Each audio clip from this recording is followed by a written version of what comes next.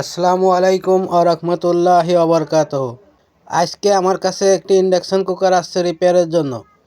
এই induction cooker অনেক পুরাতন, তারপরেও এর ভিতরে যে প্রবলেমটি আছে আজকে আপনাদের জন্য এটি অনেক শিক্ষণীয় বিষয় হবে। আশা করি পুরো ভিডিওটা আপনারা ধৈর্য সহকারে দেখবেন। প্রথমে আমি এর পাওয়ার কর্ডটি সিরিজে লাগিয়ে দিচ্ছি। এখানে অ্যাম্পিয়ার মিটারের দিকে দেখেন 00 আছে। এখন এই ইন্ডাকশন কুকারটি আমরা অন করব। এখানে অফ দেখাচ্ছে, আমরা অন করব। এখান থেকে অন করলাম, এরপরে এখান থেকে ফাংশন দিব। ফাংশন দেওয়ার পরে এখানে দেখেন E0 দেখাচ্ছে। তো এই E0 কেন দেখায়? যদি এই গ্লাসের পরে মেটাল কিছু না দেওয়া হয় তাহলে E0 দেখায়। এখন মেটালের বাটি দেওয়া হয়েছে, এখানে সিরিজের বাল্বটি জ্বলার কথা, কিন্তু সিরিজের বাল্বটি জ্বলতেছে না। এর অর্থ হলো মেটাল চেঞ্জ করতেছে না। এটাকে নো মেটাল চেঞ্জ প্রবলেম বলা হয়। কাস্টমার জানিয়েছেন শুধু E0 আছে, কিন্তু চুলাটি হিট হয় না, রান্না হয় না। তো E0 প্রবলেম কোথার থেকে আসে, কি কারণে আসে, কি কারণে আসে, আমি এই ইন্ডাকশন কুকারটি খুলে আপনাদের দেখানোর চেষ্টা করব, আপনারা বোঝার চেষ্টা করবেন। এই ধরনের প্রবলেম আসলে আপনারা প্রথমে ইন্ডাকশন কুকারটি খুলে নেবেন। ইন্ডাকশন কুকারের উপরে গ্লাস খোলার পরে এরকম দেখা যায়, কয়েলগুলো খুলে নিতে হবে। কয়েল আমি খুলে নিচ্ছি। এখানে একটি সেন্সর লাগানো আছে, এটি খুলে নেবেন। এই সার্কিটটার স্ক্রুপগুলো খুলে সার্কিটটা বডি থেকে আগে বের করে নিতে হবে। আমি যেভাবে কাজ করি আমি আপনাদের সেম ওইভাবেই দেখিয়ে দিচ্ছি। এই বডিতে রেখে কাজ করা একটি বিরক্তিকর ব্যাপার। তা আমি বডিটাকে আলাদা করে টেবিলের পরে সার্কিটটা রেখে কাজ করব। এই যে ডিসপ্লে বোর্ডটি আছে, এই ডিসপ্লে বোর্ডটিও আমি খুলে নিচ্ছি, কারণ এত বড় গ্লাসের সাথে ডিসপ্লে বোর্ড লাগানো থাকলে চেক করতে অনেক অসুবিধা হয়। তাই ডিসপ্লে বোর্ডটাও খুলে নিচ্ছি, যেহেতু এটি চেক করার জন্য আমাদের প্রয়োজন হবে। আমি গ্লাসটি আলাদা সরিয়ে রাখছি। আমরা এখন চেক করব কিছু ভোল্টেজ চেক করার জন্য আমরা এই সার্কিটে প্রথমে সিরিজে লাইন দিয়ে দেখব। দেখতে পাচ্ছেন সিরিজে লাইন দেওয়ার সাথে এখানে ডিসপ্লেতে আলো চলে আসছে। ডিসপ্লেতে দেখাচ্ছে অফ। এখান থেকে আমি অন করে দিলাম, ফাংশন দিলাম, E0 আসতেছে। এখানে E0 আসতেছে, এই পর্যন্ত ঠিক আছে। কিন্তু এখানে এই কয়েলের উপরে যে সেন্সরটি থাকে, এই সেন্সর যদি নষ্ট হয়ে যায় সেক্ষেত্রেও E0 দেখায়। তা আমি একটি সেন্সর লাগিয়ে দিচ্ছি। আমি আমার একটি সেন্সর লাগিয়ে এখানে চেক করব যে আসলে সেন্সরের প্রবলেম কিনা।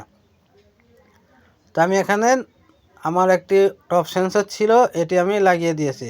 এখন ফ্ল্যাগ দিচ্ছি। এই কয়েলের পরে এই মেটাল দিলে সিরিজের বাল্বটি জ্বলবে।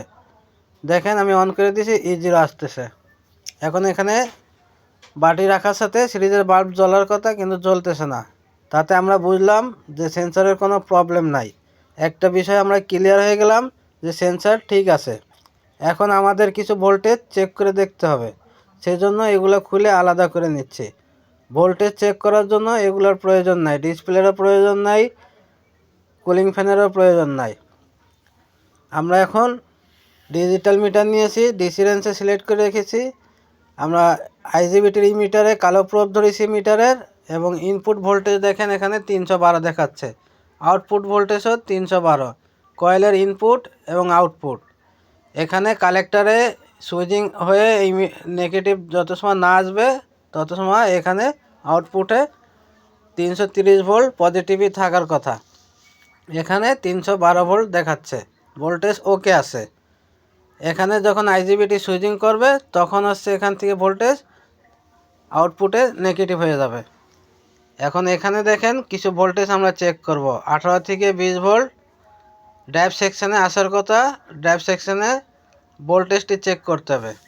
এখানে 19 ভোল্ট চলে আসছে, আলহামদুলিল্লাহ ভোল্টেজটি ড্রাইভ সেকশানে পৌঁছে গেছে। ড্রাইভ সেকশানে 18 ভোল্ট না থাকলে E0 আসবে। ড্রাইভ সেকশানে যেহেতু 19 ভোল্ট আমরা পাচ্ছি, সেহেতু এই 19 ভোল্ট ওকে আছে। দেখেন এখন আমরা ভোল্টেজগুলো চেক করব। তা আমাদের কুলিং ফ্যান চালানোর জন্য 18 ভোল্ট 19 ভোল্ট দরকার, এটা আমরা পেয়েছি। এখন আমরা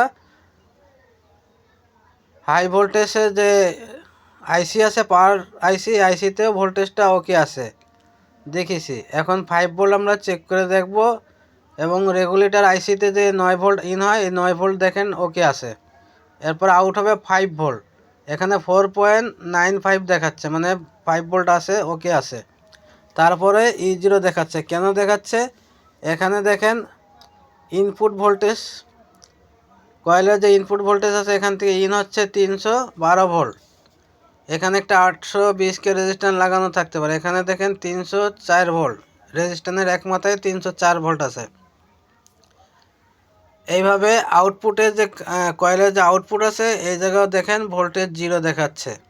এই যে এখানে 312 ভোল্ট আছে, এখানে 312 ভোল্ট, কিন্তু রেজিস্ট্যান্সের মাথা থেকে কোনো ভোল্টেজ বেরোচ্ছে না। আমি আবারও চেক করে আপনাদের দেখিয়ে দিচ্ছি। এখানে দুইটা রেজিস্ট্যান্স ব্যবহার করা হয়েছে, কয়েলের ইনপুটে একটা আর আউটপুটে একটা। এটি হচ্ছে ইনপুট। এই রেজিস্ট্যান্সের মাথা হয়ে ঢুকতেছে এই পাশ থেকে, কিন্তু 304 ভোল্ট বেরোইছে। এর উপরে আরও একটি রেজিস্ট্যান্স আছে এখানে দেখেন, এই রেজিস্ট্যান্সের মাথায় 0 ভোল্ট দেখাচ্ছে। তো এই রেজিস্ট্যান্সের মাথায় 0 ভোল্ট থাকার কথা না, এখানে মিনিমাম 1 থেকে 2 ভোল্ট থাকার কথা, যেমনটা এই ইনপুট বা আউটপুটে আসে। দেখেন এখানে 1 ভোল্ট দেখাচ্ছে। তো এই 1 ভোল্ট এখানেও পাওয়া যাবে, দেখেন এখানেও পাওয়া যাচ্ছে 1 ভোল্ট, কিন্তু কয়েলের আউটপুটে কোনো ভোল্টেজ নাই, 0 ভোল্ট দেখাচ্ছে। তো এখানে যে রেজিস্ট্যান্সটা আছে এই রেজিস্ট্যান্সটা হয়তো রিসোল্ডারিং হয়ে গেছে, অথবা রেজিস্ট্যান্সটা ওপেন হয়ে গেছে, মানে নষ্ট হয়ে গেছে। তো আমরা এটাকে খুলে চেক করব। এখানে দেখেন কয়টি রেজিস্ট্যান্স লাগানো আছে। এখানে 220 কে রেজিস্ট্যান্স আছে, তারপরে 330 কে আছে, আবারও 220 কে আছে। এরকম করে রেজিস্ট্যান্সগুলো সিরিজে লাগানো আছে। তো এখান থেকে যে কোনো একটা রেজিস্ট্যান্স যদি নষ্ট হয়ে যায় বা রিসোল্ডারিং হয়ে যায়, সেক্ষেত্রে E0 প্রবলেম আসতে পারে। তো আমাদের করণীয় হচ্ছে যে আমরা দেখব রেজিস্ট্যান্সের এক মাথা দিয়ে ভোল্টেজ ঢুকলে অন্য মাথা দিয়ে ভোল্টেজ বেরোবে, যতটুকু ভোল্টেজই বেরোক ভোল্টেজটা বেরোতেই হবে। তো এখানে আমরা 0 ভোল্ট পেয়েছি, সেজন্য এই রেজিস্ট্যান্সটা খুলে আমরা মাপ দিব। আপনারাও ঠিক এইভাবে কাজ করবেন। মনে রাখবেন যে রেজিস্ট্যান্সের এক মাথায় ভোল্টেজ ঢোকে আর অপর মাথা দিয়ে ভোল্টেজ বের হয়। এখন এটি হচ্ছে 330 কে রেজিস্ট্যান্স। এখন মিটারে আমরা মিটারটি ওমসে সিলেক্ট করে নিব। এরপরে দেখব এই রেজিস্ট্যান্সটি ভালো আছে নাকি নষ্ট হয়ে গেছে। আপনারা মিটারে ফলো করেন রেজিস্ট্যান্সটা এইভাবে ধরার নিয়ম। আর যদি আপনারা এইভাবে আঙ্গুল দিয়ে চেপে ধরেন, এই যে এইভাবে, তাহলে এটি ভুল। এইভাবে ধরবেন। দেখেন এখানে 326 দেখাচ্ছে কন্টিনিউটি। তো 326 ঠিক আছে। রেজিস্ট্যান্স 330 কে, এখানে দেখাচ্ছে 326 কে। তো রেজিস্ট্যান্স ওকে আছে। রেজিস্ট্যান্স যখন ভালো আছে এটি চেঞ্জ করার কোনো প্রয়োজন নাই। আমরা এই রেজিস্ট্যান্সটাকে লাগিয়ে ভালো করে সোল্ডারিং করে দিব। এই সার্কিট দেখে মনে হচ্ছে যে এই রেজিস্ট্যান্সের গোড়ায় সোল্ডারিং সরে গিয়েছিল, রিসোল্ডারিং হওয়ার কারণে এখানে ভোল্টেজ আসতেছিল না। এখন আমরা দেখব সোল্ডারিং করার পরে এখানে ভোল্টেজ আসে কি না। তো আমরা ভালো করে সোল্ডারিং করে দিচ্ছি। আপনারা প্রবলেমগুলো এভাবে খুঁজে খুঁজে বের করবেন। তো সোল্ডারিং করা হয়ে গেছে, আমরা আবারও ভোল্টেজটা চেক করব। আপনারা মিটারের দিকে ফলো করেন। এখানে 300 কত ভোল্ট দেখতেছেন, 315 ভোল্ট ইন হচ্ছে। এখান থেকে আউট হচ্ছে কত, 155 ভোল্ট। এই পাশে আরও একটি রেজিস্ট্যান্স লাগানো আছে সিরিজ করে, এখানে বেরোচ্ছে 95 ভোল্ট, 95.8। এরপর আরও একটি রেজিস্ট্যান্স লাগানো আছে, এখানে বেরোচ্ছে 961। দেখেন মানে 1 ভোল্টের একটু কম। আবার এই সিগন্যালটা দেখেন আইসিতে চলে আসতেছে, এখানে দেখেন 1.047, তার মানে 1 ভোল্টের মতো সিগন্যাল প্রোগ্রাম আইসিতে যাচ্ছে। এটি হচ্ছে আউটপুট সিগন্যাল। এখানে 207 ভোল্ট যাচ্ছে, আরও একটি রেজিস্ট্যান্সের মাধ্যমে এখানে ভোল্টেজকে কমানো হয়েছে। এইভাবে ভোল্টেজ কমাতে কমাতে প্রোগ্রাম আইসিতে নিয়ে যাওয়া হয়েছে 1 ভোল্ট করে। দেখেন এখানে 1.052 দেখাচ্ছে, মানে 1 ভোল্ট।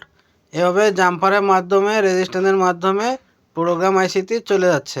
কয়েলের ইনপুট এবং আউটপুট দুইটা সিগন্যালই দেখেন 1.05 দেখাচ্ছে। তো এই ভোল্টেজটা আমরা এখন ওকে পেয়েছি, যেটা আগে যাচ্ছিল না, আউটপুটে ভোল্টেজটি সিগন্যাল যাচ্ছিল না। এখন আমরা যেহেতু সিগন্যাল পেয়েছি, আমি এখানে পাওয়ার কর্ডটি লাগিয়ে আবারও চেক করব যে আমাদের যে বাটিটি আগে চেঞ্জ করতেছিল না সেটি চেঞ্জ করে কিনা। সিরিজে ফ্ল্যাগ লাগানোর সাথে ডিসপ্লেতে অফ লেখা দেখাচ্ছে, অন করে দিলাম।